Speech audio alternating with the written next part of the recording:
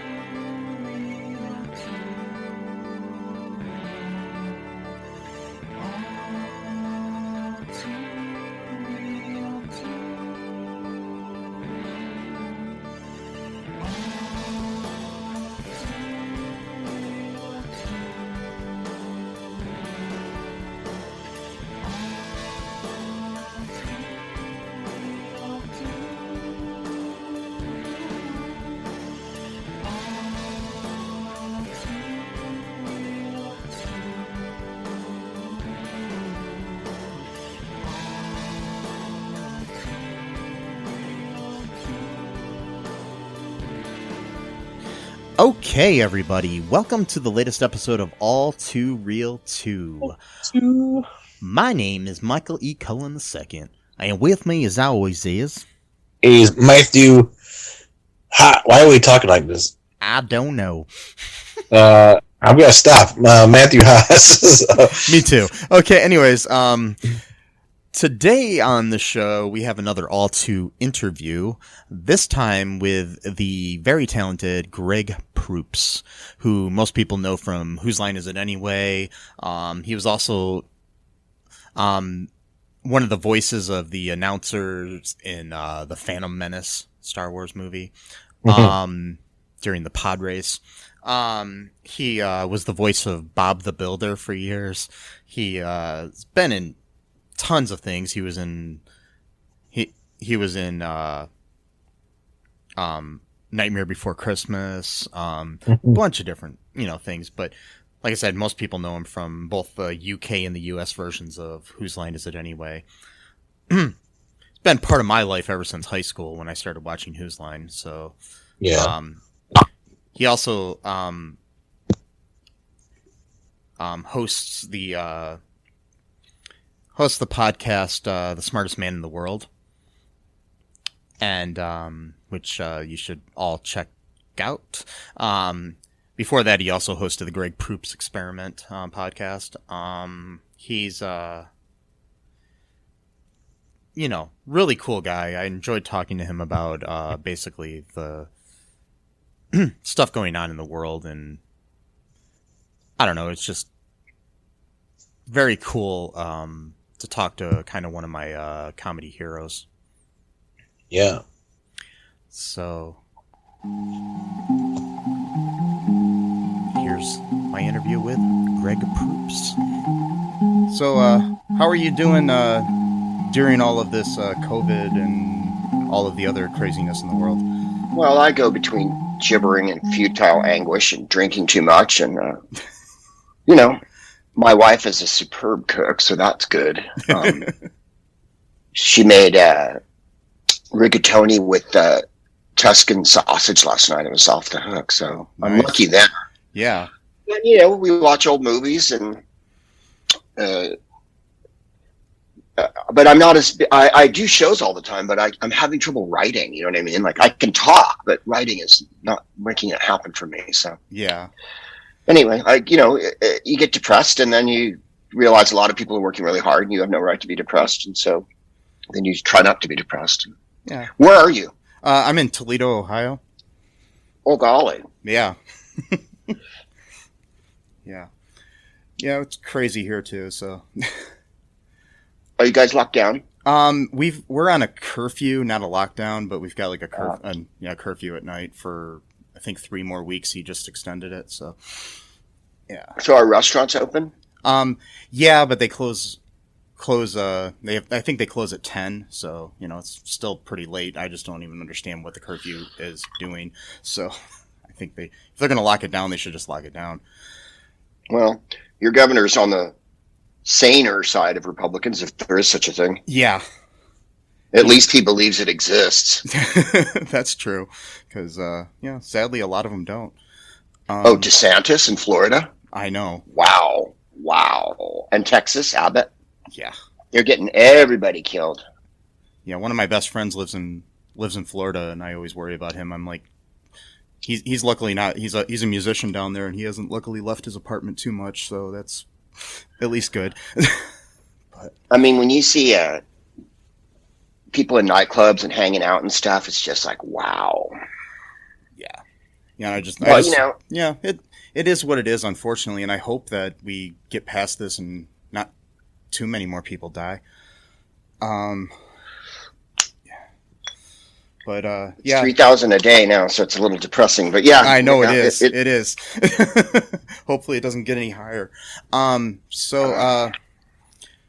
a lighter note, I guess. Yes, please. Could you tell me a little bit about how you got started in like entertainment and comedy and everything?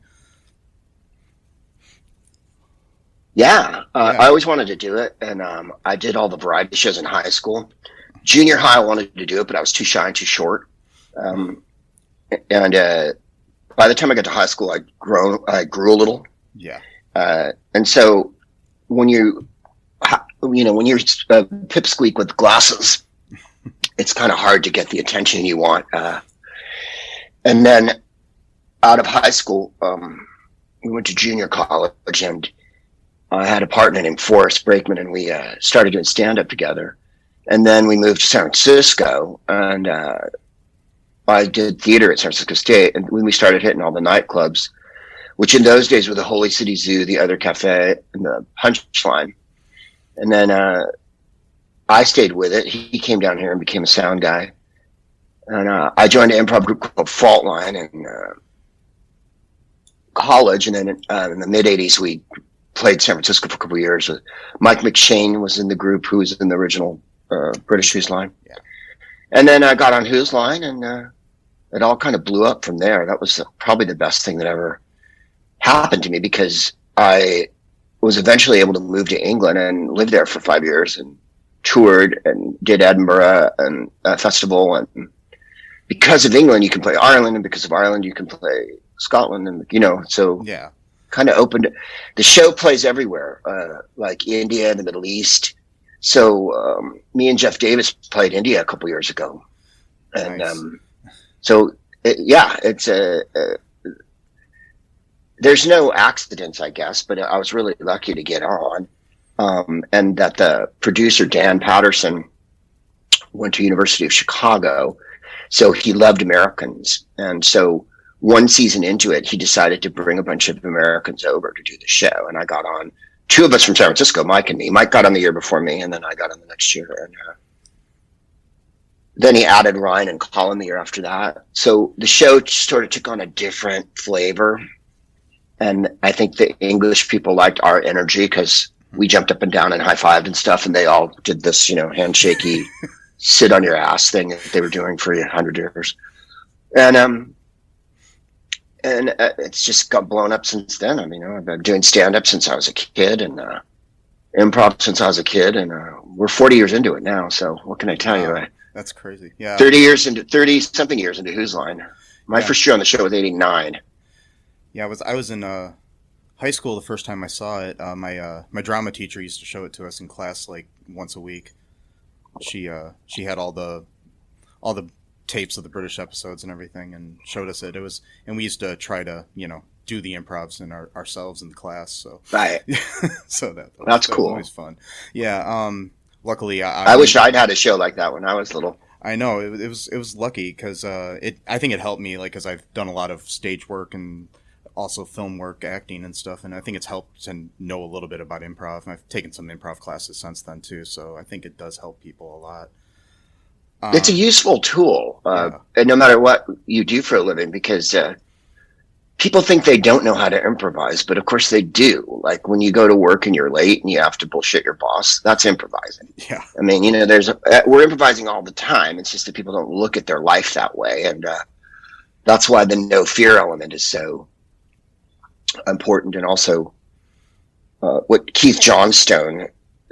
When I was in high school, it was Viola Spolin, Improvisation to the Actor, and then we got hip to Keith Johnstone's book from England, Impro. And he said, I think the most salient thing, which is you're walking backwards. So you know where you've been. That's all you know. And you don't know where you're going. And so you have to trust that. And I've been a stand-up longer than I've been an improviser. And it informs the stand-up completely. So the last album I made, which, by the way, I haven't bothered to edit or release. It's been a year. Oh, wow. That's how, Yeah. this is affecting me. I improvised it.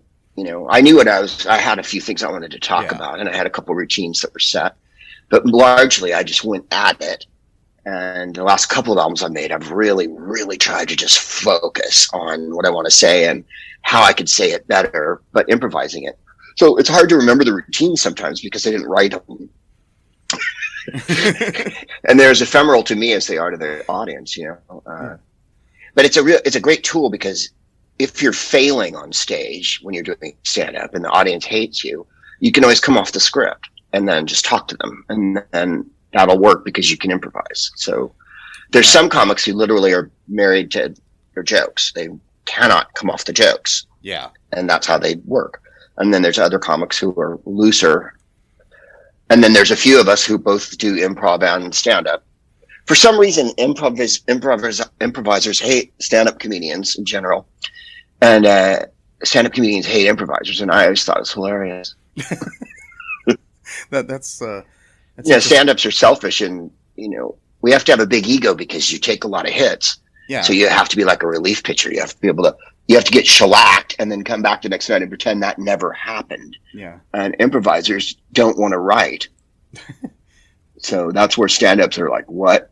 Plus because it's all about writing with stand-up. Yeah, and a lot of times when you're improvising, you have somebody else to fall back on. But when you're stand-up, Sorry, did I just mute you? Just you. I don't know. Did you? Hello. What the hell have I done here? Sorry. Okay. I missed what you said because I accidentally pressed the Surrey button, I think, which I hate. No, basically, I was just saying that, like with improv, at least you have somebody else to fall back on. And with stand-up, yeah, you're in a band. Stand-up, it's just you on stage. So, if you mess up, it's you. I agree. So, yeah. There's a lot of security in having a band, because you can always, someone will pick you up if you're having a bad night, Yeah. How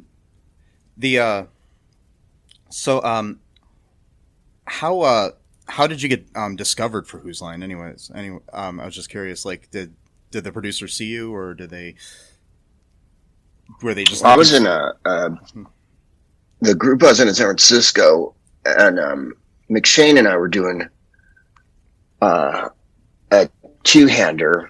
We'd write sketches and jokes and songs and shit, and we'd improvise within that.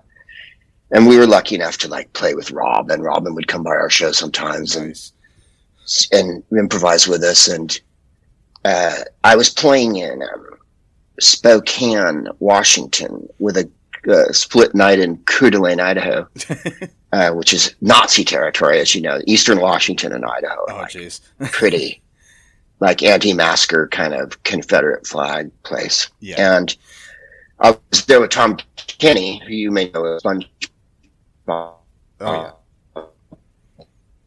SquarePants. And we were at the horrible deli, and McShane phoned me at the condo and said, hey, there's this weird British TV show auditioning, and I only want you to improvise. And I'm like, I cried in my room. And because I wasn't in San Francisco. And then thank God they came back the next year, and that's when I got on. So, because I was getting booed off the stage by rednecks in Idaho, and he was getting on the British TV show. So he went to England. He came back and he told me all about it. And I was like, I'm fucking going. So I, auditioned the next time and got on. And then later that year, I went in the summer, and it was quite warm, strangely, for England in those days. I got a tan. Then they did a Christmas special, which was hilarious because it was the worst show we've ever done. And I brought my wife over, who wasn't even my wife then. That's how long ago it was. And I said to her after we'd been there a couple of days, "You want to move here?" And she went, "Yeah." So about a couple years after that, I got on a stand-up slot on a variety show called Viva Cabaret, and McShane was hosting it, and then there was another cat, and I got to work with like Tom Jones and shit. It was it was a proper variety show. They had like magicians and That's and cool. we got drunk with him and he sang all night. It was really cool, and because of that, I hooked up with the producer. I phoned an agent in England basically, and was like, I need to come over and I'm going to do all this shit. And she was like, well, no one wants you, no, basically, they always say no. And randomly, unfortunately for me, a Scottish comedian named Parrot, that's the name he went by on stage. Parrot? Willie. Okay. Parrot. Para, because he's from Motherwell outside of Glasgow. And Glasgow. He said, "Do you want to come over and do a tour of Scotland?" Right? Like he offered me it. And it was Dundee and Edinburgh, Aberdeen. We all sat in a big SUV, like a show. It was called a Shogun. And everybody chain smoking with the windows up. Me and him and a couple other comics did all these gigs in Scotland, and it was and then he had a gig in Paisley at some bar, Rico's I think it was called. By the way, I'm still friendly with all of them. Fred McCauley was on that bill, and Fred McCauley's been on BBC Scotland for 100 years. I did his show last year in Edinburgh. I see him every time I go, so yeah, it's nice. That's cool. And then that opened up England to me. After I did that was in '92. Early that next year, I got a potato chip commercial in England because Ryan didn't want to do it. And so I went over and did it. And when I did it, I snuggled up to the agents and was like, "Look, I'd like to come over here and work." So then I did Viva Cabaret. And then I did Edinburgh that year, '93. And then that was that. The next year we moved over. It was like, we just moved. We weren't really legal. We got a flat. We had a bunch of different flats. And I toured the country in 94, 95, 96, and 97. A whole tour around the country each year after Edinburgh.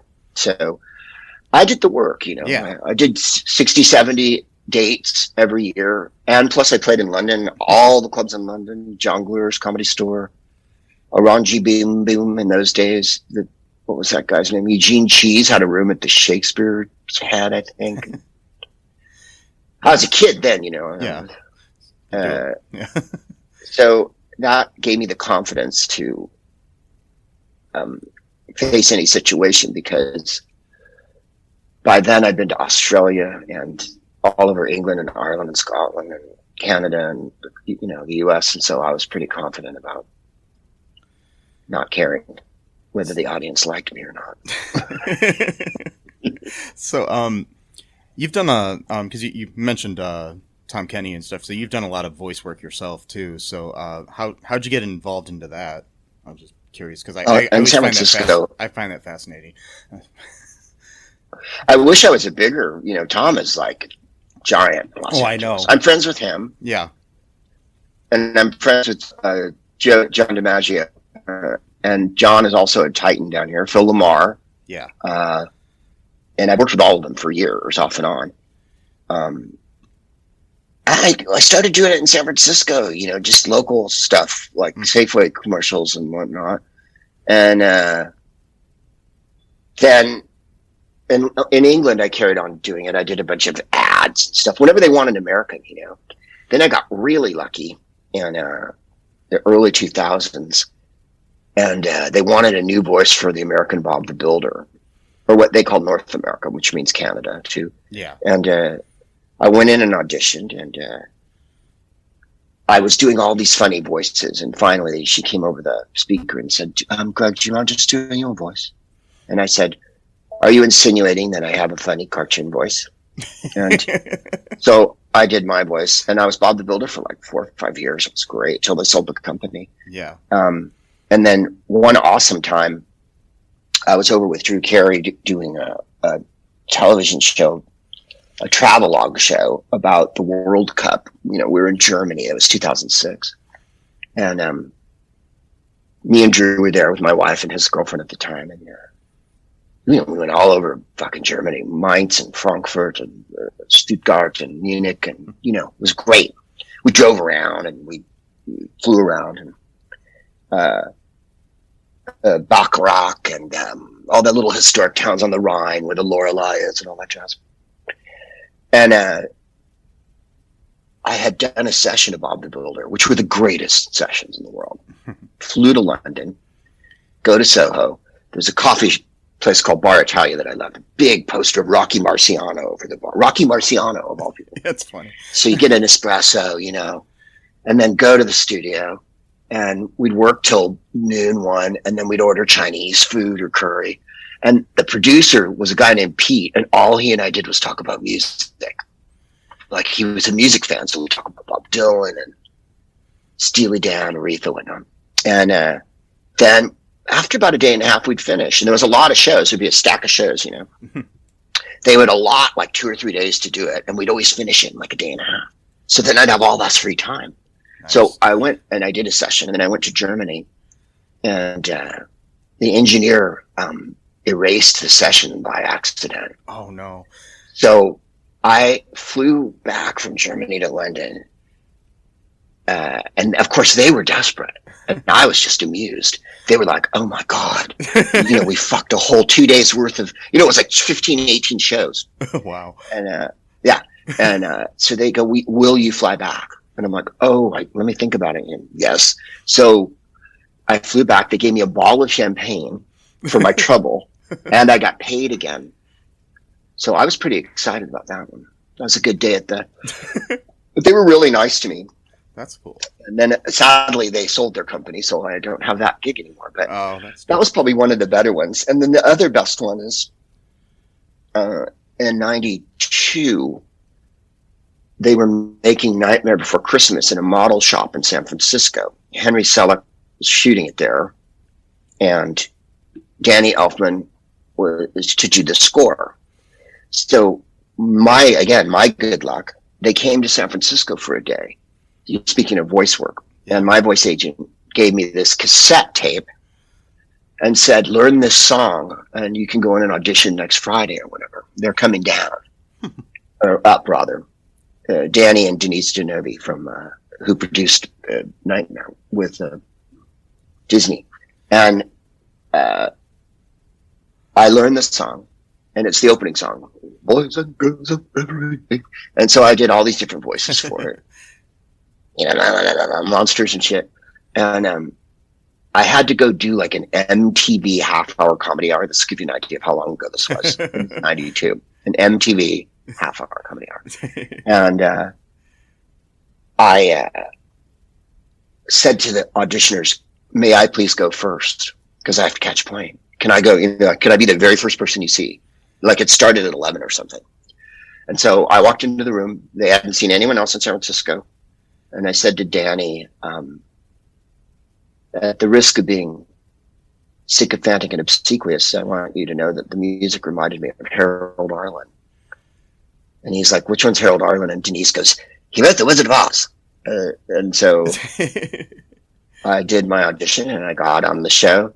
And then about 5 years ago, I got a call from my voice agent in LA, and they said, hey, Nightmare Before Christmas is doing a live show with the orchestra in Tokyo. Will you audition? And I'm like, audition? I'm in it.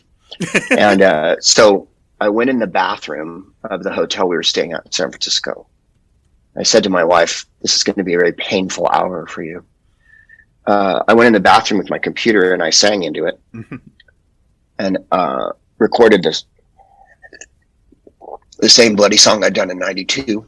Wow. And sent it back, and I got a call from Danny's producer, Laura, a manager rather, and I didn't go to Japan, but then the next year we did the Hollywood Bowl, then we did Brooklyn, then we did the Hollywood Bowl, then we did last year was the greatest year, which is why I'm never voting for a Republican again, and I never would anyway, but yeah, they've ruined the world. Last year we did Tokyo, Dublin, Glasgow, and London at Christmas. We did Tokyo in the spring, and we did Dublin, Glasgow, and London at Christmas time last year with Nightmare Before Christmas. Wow. Full studio orchestra, full orchestra. Yeah. Royal Orchestra of Scotland, the National Orchestra of Ireland, and the London Philharmonic at the Wembley Arena. Danny, Catherine O'Hare, Ken Page. Amazing. 15,000 fucking people every night. And, you know, I've never had so much fun in my entire life. I'm standing right next to the conductor. So where I am is here. And the conductor's right there, looking at me this way. So John Malcherry, he's Leonard Bernstein's protege. Wow. So he sings the song with me. When I'm singing, it's my song, he'll sing with me. And the violas are right behind me, the strings. So it resonates in your chest while the band's playing. It's just a magnificent experience. I'm not a trained singer. Yeah. Can't read music. All the other people on the show are really excellent. You know, they do sessions. They're session people. Yeah. So I'm out way underwater.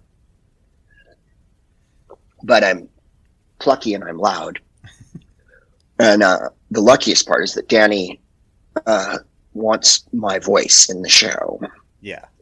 He asked specifically that I come back, so because I have the quality of, so I got really, really lucky with that. And you know, Danny we were planning on doing stuff this year. Yeah. Not we, but he was. If he wants to do it, it happens. And then, you know, we all got caught with this shit, so he made an album in his studio instead. But I think he was really not happy the first month or two because he's a classical musician and he goes around the world and does concerts. So I think he'd planned on going to, his schedules. What, he'll go to Vienna, he goes to Germany, and then we do this too with the big orchestras. So he's not. And they were going to do Coachella with them. Oh wow! Boingo Boingo, and that got skadoofled. And he was telling me how excited he was to do Coachella at Christmas last year.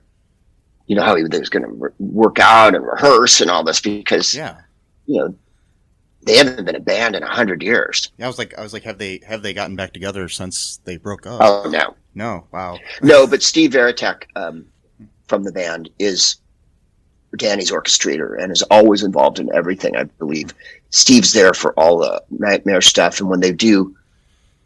Sometimes they do a boingo number at the Hollywood Bowl after the show, right? Oh. Like we finish the show, do the encore, then Danny come out and do a couple boingo numbers just for the crowd. Nice. Because this is Hollywood. And Steve would play lead guitar, and the band. And he's the nicest person in the world. Really a genius of guitar and tech. And we've had the same crew for the whole time. Paul, who does our sound, and Richard and Laura, the managers, and the 5 of us principal singers who I work with. Yeah. So it's really nice. We're like a little family. Yeah. Well, hopefully in 2021 you can come back. I bloody hope so because I'm so fucked off we didn't get to do it this year.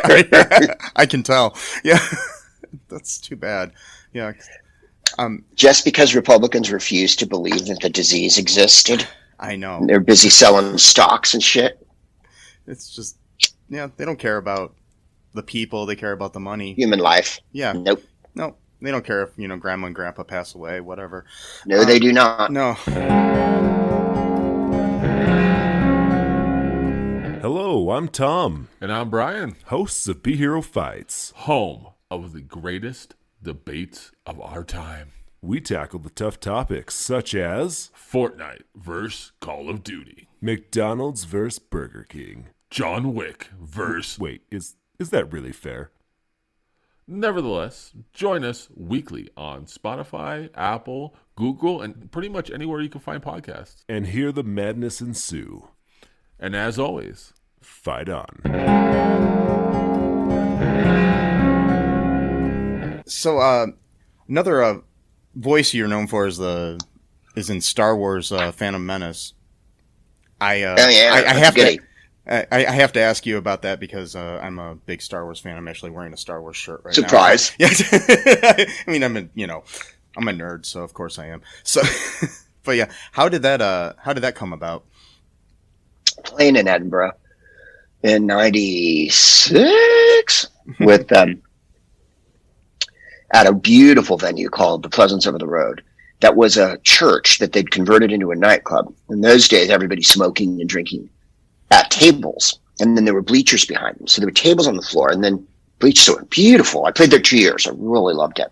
I would go behind the curtain and smoke a joint, and then I'd come on because I had a big fan back there. Yeah, and it was just a great show and great fun, and about a 300-seater, which is like perfect for comedy, And then Scott Capurro was a friend of mine from San Francisco. He had a show after mine. But we're both American.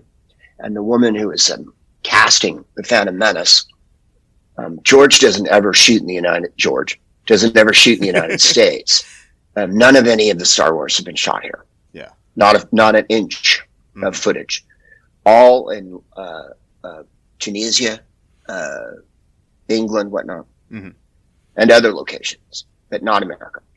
And so she came to Edinburgh to scout voices for the podcast. I mean, the pod race announcers, the pod race announcers.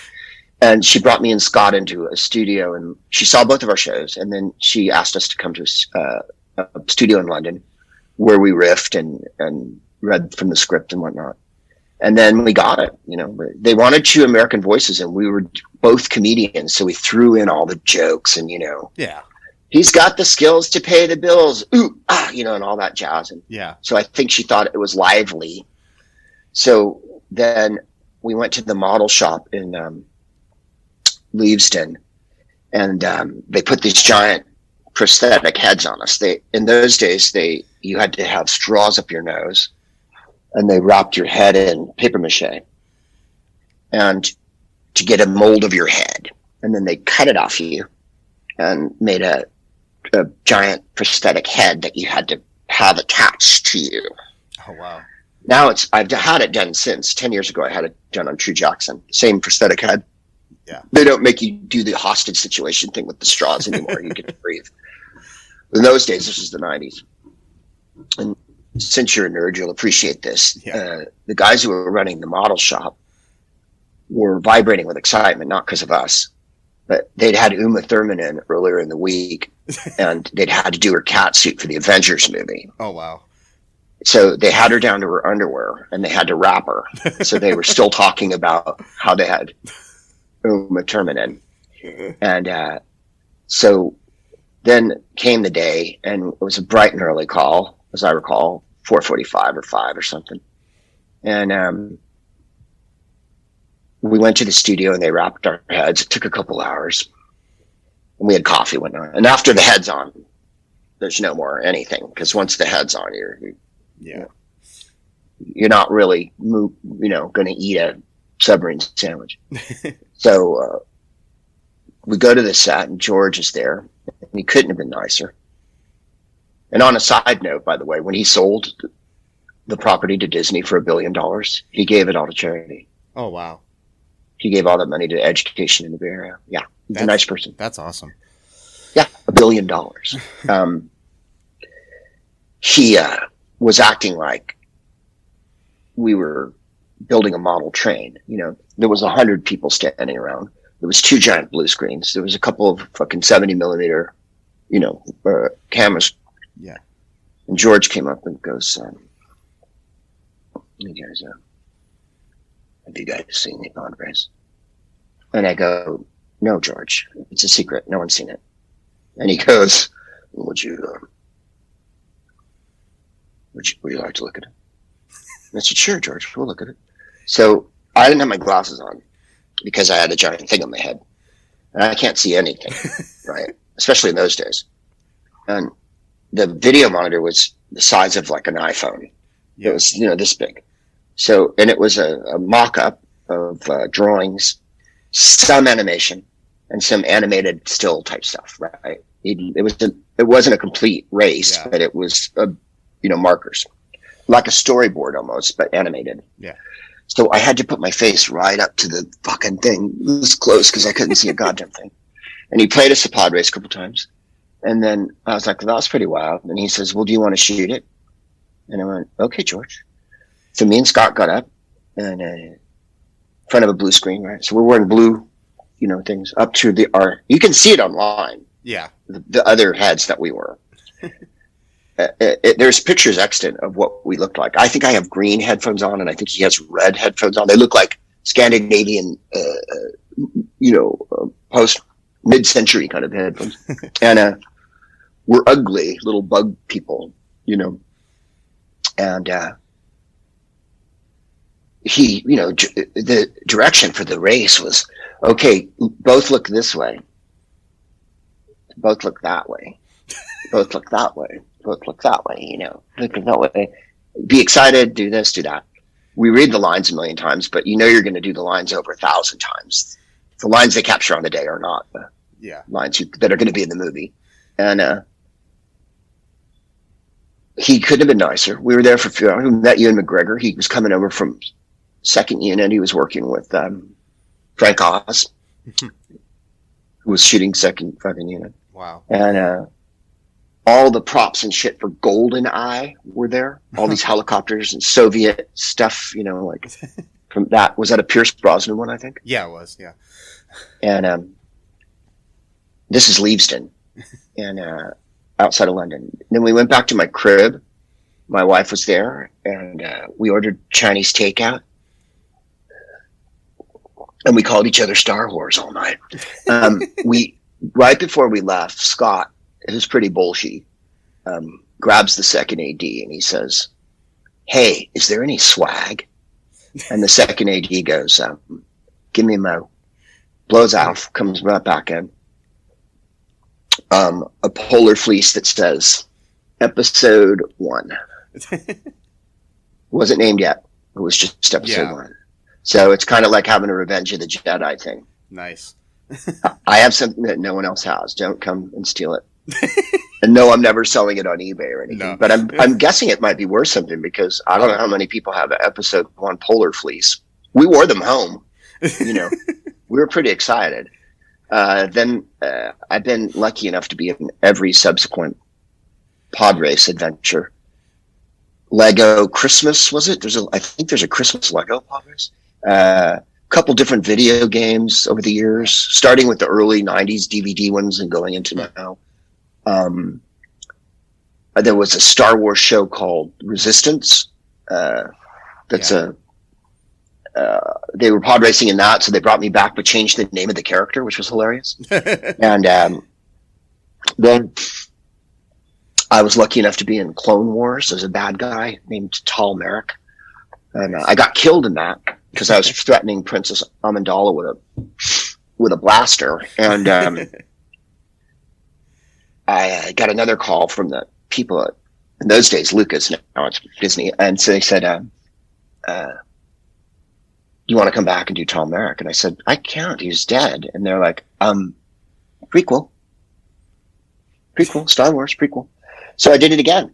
And then, like I said, the Resistance was the last thing I think I did with Star Wars, but I've really been lucky because somehow they keep bringing the bloody pod race back. And I guess what was hilarious is I had to go in and audition for it. And I did all these different voices. I did Scottish and French. And then it took a couple months and I was like to my wife, I am the character. How come they don't just use me? Why am I? And then, of course, they did. Like, they were just getting ready. That's all. They were prepping. Nice. But I thought, you're going to find someone to do my voice.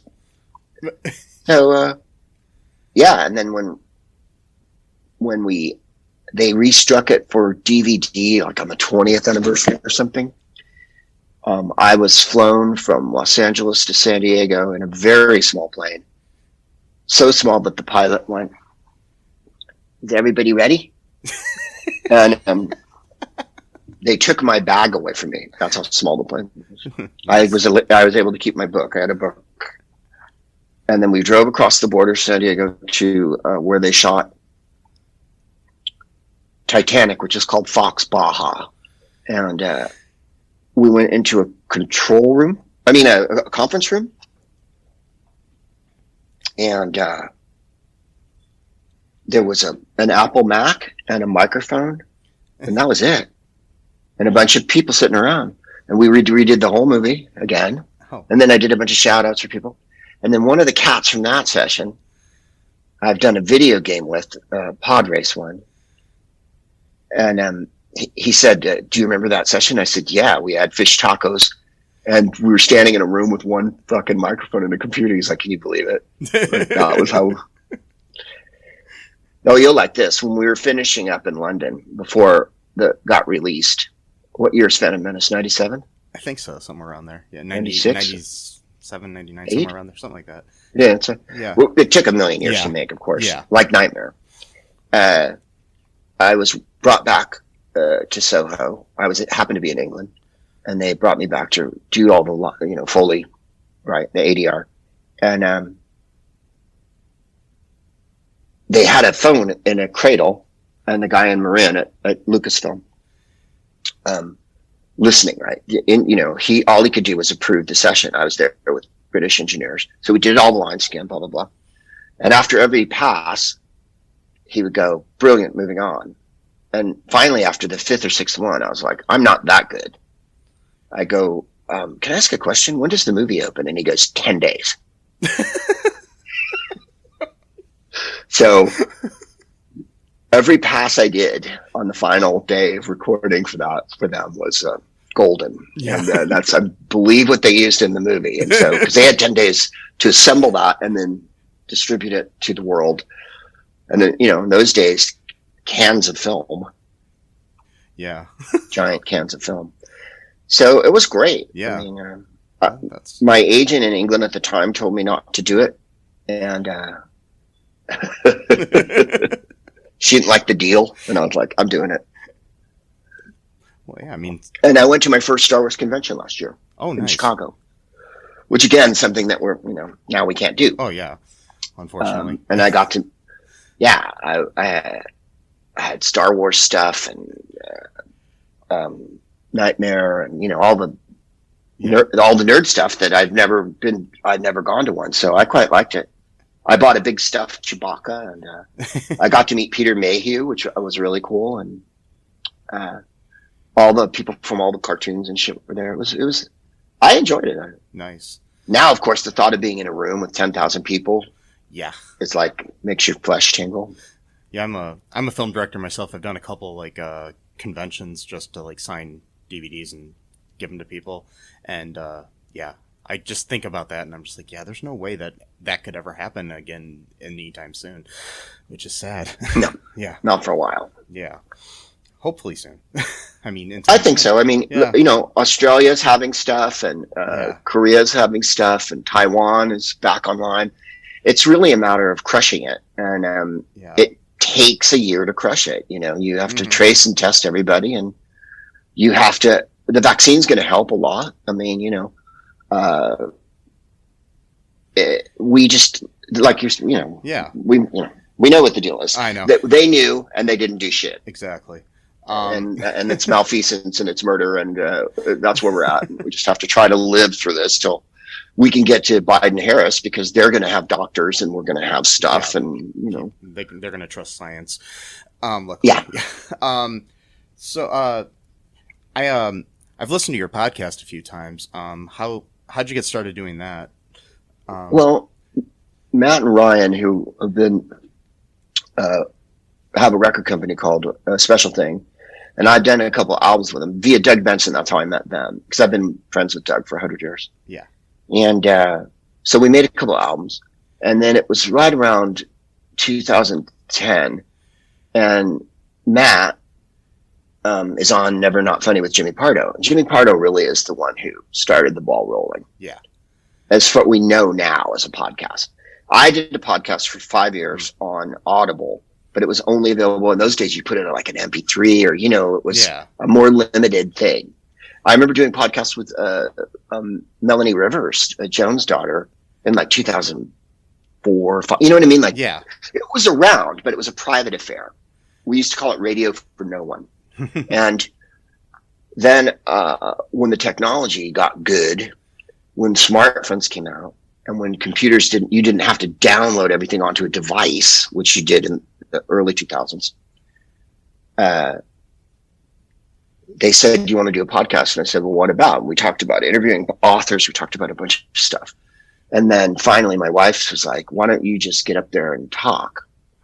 So she was right. And after I did the first one, she said, we got a little hall on Santa Monica over here. Bar Lubitsch holds about 40, 50 people. Said, "We're doing a free show tonight." She goes, "You should be doing this. This is more important than other things." And I was like, "You're right." And that was October of 2010. So we hit our 10-year anniversary in October. Nice. Which I like Who's Line. When we hit our 31st anniversary on Who's Line, I was a little blown away. It's also 25 years for Star Wars, and we passed 25 years for Nightmare a while ago.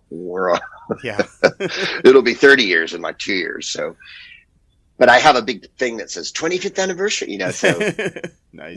Fortunately, I've been able to do a bunch of stuff that people seem to want to keep going to. And that's, I've never cared about show business very much. I'm not very good at it, but I've been lucky, and the things that I got on are fun things. Yeah. That people like, instead of dreary, awful things that they hate. That's good. I've been in plenty of dreary, awful things that people hate that no one ever saw. I was in a movie a couple of years ago where I was the bad guy. It was called Duck, Duck, Goose, and it had a huge cast. The women who produced Shrek made it, and Chris Jenkins directed it, a lovely Welsh man. And Jim Gaffigan was the lead, and Zendaya, and Craig Ferguson, Stephen Fry, Carl Reiner, Diedrich Bader, Natalie, I'm blanking on her name, the comedian who's married to Moishe Kasher. Natasha Leggero. Yeah. Reggie Watts. This had a huge fucking cast. Yeah. And I was I was a cat trying to kill these ducklings. And Jim Gaffigan was the goose who was pressed into service to look after the ducklings on their long journey. And I chased them across China and tried to kill them. And I thought it was really cute. It's beautifully made, but not, didn't. Nobody saw it, I guess. Or well, I don't know. I mean, I get a check every once in a while, but you don't really hear about Duck, Duck, Goose as a timeless classic. And it's a pity because there was a lot of talent in the movie. I mean, even if you just had everybody half who did the of voices people. were hilarious. Craig Ferguson and Stephen Fry played two whooping cranes who were being assholes, and it's one of the funniest scenes in the movie. They're both doing British accents. Yeah, it's just great. And Carl Reiner's a turtle. Oh wow, that's perfect. Yeah, it's a good. I mean, it's worth smoking a joint kind of kids movie. Yeah. It is a kids movie. Yeah, I figured. And like I say, it looks beautiful. And years ago, I was in a movie that's so weird called Hyena, the Prophecy. And me and McShane play like android servants or whatever. And we're being obsequious and yes, master and everything. And the lead of the movie was Richard Bloody Harris. And the lead Hyena was Kristen Dunst. Like the voice talent in this movie was tremendous. It was like, so Richard Harris to the evil overlord, go. Get me back, like, oh wow. So it was great, but like nobody saw Hyena the Prophecy. I mean, like you don't even what? Yeah. I think they thought it was going to be like an international. It kind of preceded what's that awful James Cameron movie with Unobtainium?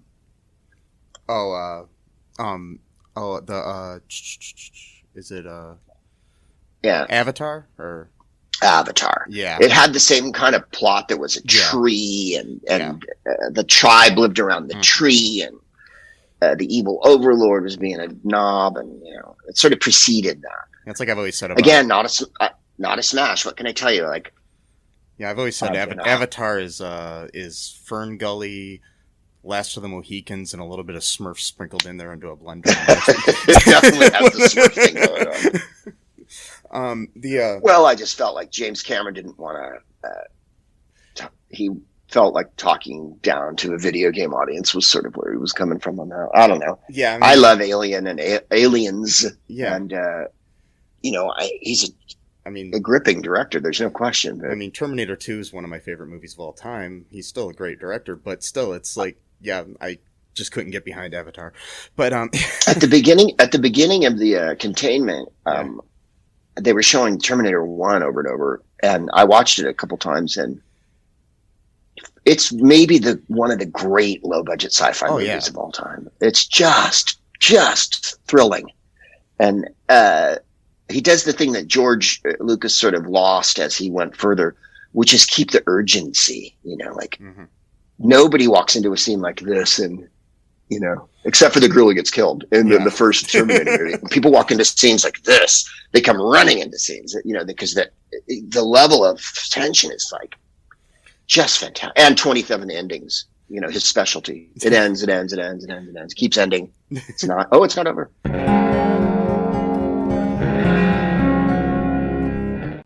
Do you have dreams that you want to achieve, but are scared to do so due to self-doubt, fear, and other people's criticism?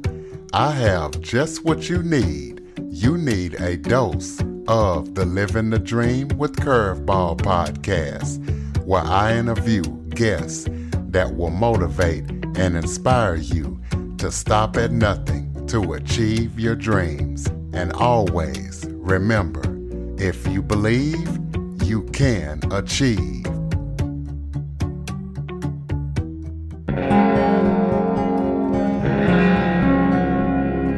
A question I like to ask people, if you could give advice to your younger self, like say yourself at like 25 or something, what would you say to yourself? Well, write more. Write a book earlier. Study more. Be more serious. Travel more. Learn a language. I would have liked to be fluent in another language. And a skill like filmmaking, the skills are important. They come in handy. I've really drifted from thing to thing, and the only thing I've dedicated myself to is telling jokes and goofing around and performing. So now here we are, and I've written a book, I have a bunch of albums, I have a podcast, that, but I have to perform online like everybody else because it's too dangerous. So it might have been good if I'd written a movie or something. Writing a pop hit early in the career is always good. Yeah. The whole something you can live off of is what I'm getting at when the going gets tough. I don't worry about. I worry about Danny's emotional health, but Danny Elfman has written so many scores that he obviously it will be fine. Yeah. If you have a giant body of work, and a lot of, I don't regret it, but I remember something Tom Petty said before he died that struck me as really strange. Peter Bogdanovich did a giant documentary about Tom Petty that was like 5 hours long. Oh yeah, I saw that. It was awesome. Right, he was on tour. Yeah, and it was what it was like to be on the road and the process and what the life is like, and they're smoking backstage and the whole thing. Mm-hmm. And he said, at the end of the day, when you've done a bunch of great shows, that's it. All you've got is a bunch of great shows. And I thought, but that's misunderstanding what we're doing. The point of it is to do a bunch of great shows. You're not supposed to capture every moment of your life and lock it in amber. No. You're supposed to just carry on. And of course, that's what we're being forced to live in a prison-like mentality. Not that I have to wear a mask. That's not my prison. The prison is nothing can happen right now with people. That's only something we're thinking about that's going to happen, which is what people in jail always tell you. you can't think about now as much. You have to think about when it's over, then my life will be different. So, when you're a traveling ham like I am, it kind of clips your wings a little. So, I might tell my younger self, be prepared for something like that to happen. Yeah. Yeah. It's like, I can't understand. Like, there's been a couple people came through locally, stand-ups doing like these drive-in shows like over the summer. And I've never done stand-up, but I've been on stage like doing improv and doing comedy plays and stuff like that. I just can't understand I would want the reaction of the audience right away. I don't know how people could do that. I think you might be able to hear them. Yeah, that's what I'm wondering. Yeah. Hopefully. And also, at least they're in cars and not like standing next to you. Yeah. When we do online gigs through the several places I do online gigs through, we ask people to leave their mics on, so you do have a reaction. Oh, that's and awesome. Sometimes people are hysterical or talking, or there's a dog or a baby or a lawnmower or whatever. So we're in another world here. Yeah, that's cool, though. I don't mind it. Yeah. At least there's the human contact, but it's also, like I said, my wings got clipped a little. The group I'm in with Ryan Stiles, we've been on the road for 20 years together. And last year we did 100 dates. Wow. And I did a bunch of dates of stand-up on top of that. And then I did a bunch of dates of Nightmare Before Christmas on top of that. And so I was, traveling a lot. And I probably did 200 days on the road easily last year. And now I haven't been on the road since March 8th. Wow. And yeah. My wife, as far as my wife and I have gone, is we went to Malibu once to see a friend early on and have drinks from 6 feet away. Wow. That was in April, I think. So yeah, I'm surviving. The idea is to survive. A lot of people have it a lot worse than me. I can't imagine being a healthcare worker or, all the essential service people, because they have to be going mad at this point, literally mad. And so, we try to raise money for charity, try to raise money for elections. I've been doing a lot of that. We did a Whose Line thing where I got all the guys to say yes to me and Aisha, Colin, Dave Foley, Ryan. We raised money for Warnock and Ossoff down in Georgia. The campaign they just had. Now they're having another one on January 5th. It's all very important because the future of the world lies all in. But so I've been trying to raise money. Before the election, we did tons of sister state, they're called, where they try to get down ballot people money. Yeah. We tried to flip Iowa. I did an event for Wisconsin Democrats. Biden got Wisconsin back, and not in little part to how much money we were able to pump in. Big old comedy special. That one was great fun. It had Mike Birbiglia and nice. Whitney Cummings, and they got every comic in America to do that one. It was really good. So we're trying to be useful. Yeah. At least there are things like, like Zoom and other, technology now, as opposed to the last pandemic, in the early 1900s, where you would just, you couldn't do this, so at least you have, if it's any consolation, in the 1900s, people behaved just this badly. I'm sure. And the anti-maskers were there. And the public health warden of San Francisco, who imposed a strict lockdown and mask order, they threatened to shoot him all the time. People were shot over masking. Jeez. And it came right off the back of World War I, because the troops brought it home, and it lasted 2 years, and 600,000 people died in America. Wow. So no one ever talks about it. It's a forgotten part of history. Yeah. When I was little, there was the Hong Kong flu. This was 1969 or 70, and it killed hundreds of thousands of people. I got it when I was a kid. That was a plague. It happens every, F1 and N1, Ebola. The difference was we had a health structure in place to contain them. Yeah. SARS did not get out of control in North America. We were able to contain SARS, and I went to Canada during that time and came back and still didn't get it. And they removed all the barriers to that structure that was in place, and that's why we're having this shit show that we're having. Yeah. It absolutely, we could have nailed it like Taiwan or New Zealand, but it would have required great discipline and groupthink. And America's terrible at being a team. Yeah, There's so much selfish white supremacy that drives everything.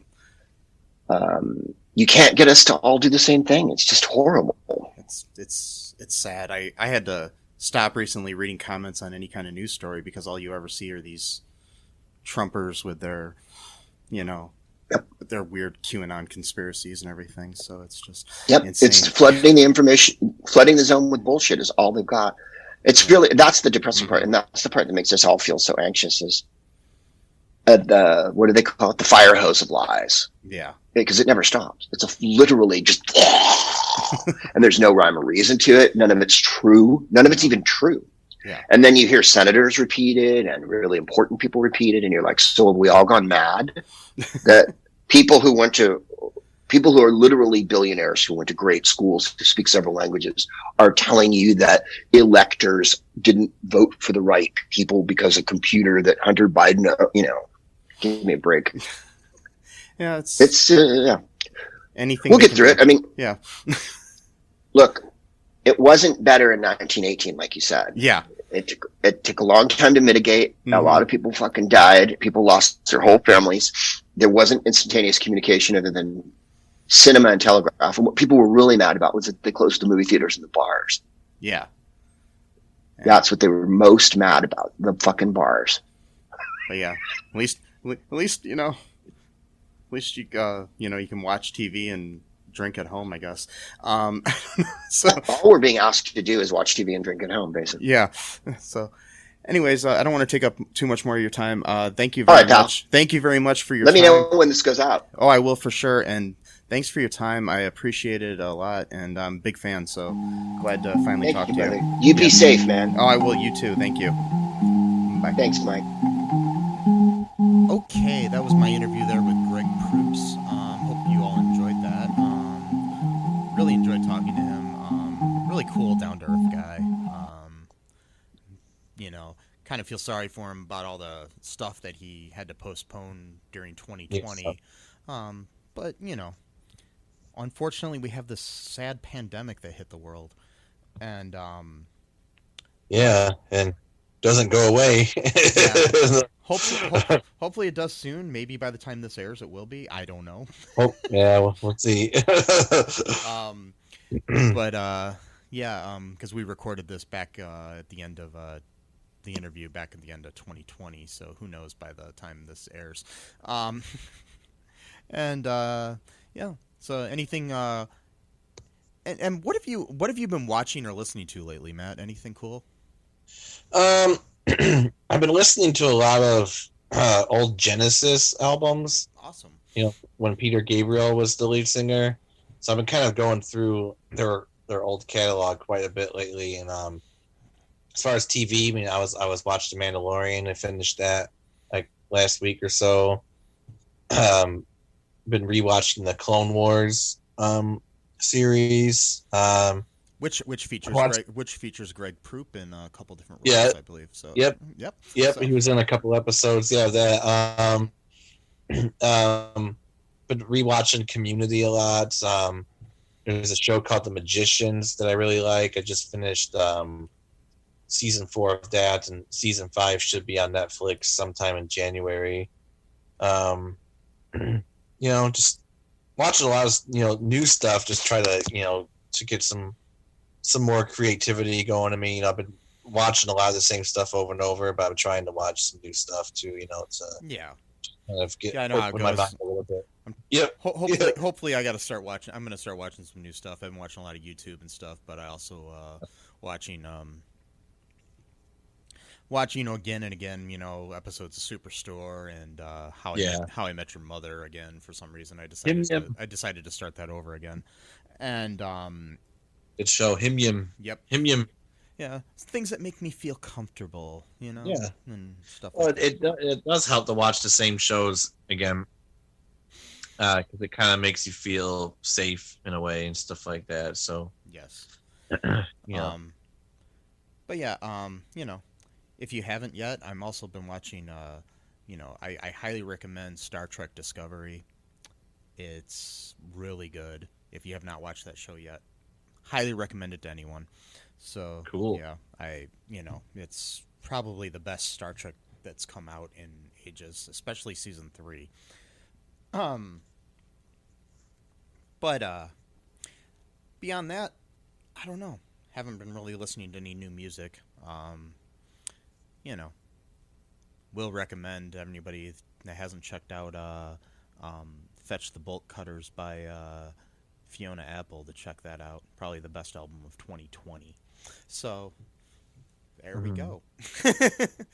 Anyways, hope you all enjoyed that interview there we had with Greg Proops, and hope you're all doing well. Yeah, me too. Yeah, and be sure to follow us on the social medias, the twits, the books, the grams. The twits. The grams. Yes. And all that jazz. All that jazz. Is that a new one? Yeah. And it just plays like a jazz chord every time you put like a tweet or whatever. It just goes beep, beep, beep, or like a guitar chord or whatever. Beep beep ba ba ba ba ba. That's all it does. Yes. And guess what? It's worth $5 billion as a company because that's how capitalism makes sense nowadays. Yes. One day we'll get there, Matt. One day. And but anyways, check out our Patreon, everything else that's in the show notes. Be sure to check out Greg Proops' podcast, Smartest Man in the World, and anything else. But beyond that, stay safe. Be good to each other. Yeah. Or as Bill and Ted would say, be excellent to each other. Yeah, there we go. Bye-bye. Thanks for listening to All Too Real 2 podcast, a Cullen Park production. Produced and edited by Michael E. Cullen II. Music by Matthew Hawes. Subscribe and share the show. Visit us at cullenpark.com.